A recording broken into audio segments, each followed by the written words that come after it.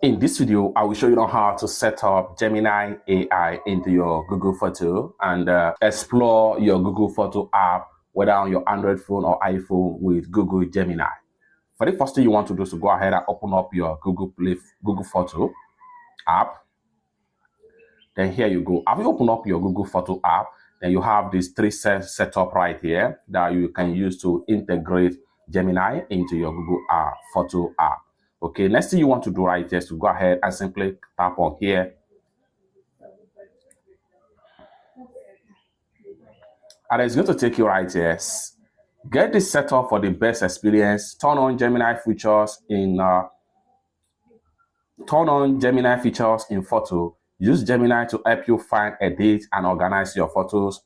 Then get more location results in search, as the case may be. What you need to do right here is to simply click on Start right here. And here you go. Use Gemini for new ways to search and create. All you have to do is to simply click on here to turn on. You are done with the first step settings.